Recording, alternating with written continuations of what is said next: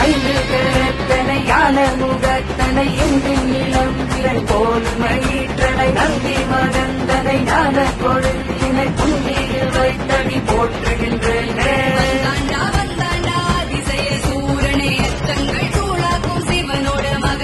தந்தாண்டா தந்தாண்டா கற்பக தீரனை தும்பிக்கை வீமனை மாறுமையா.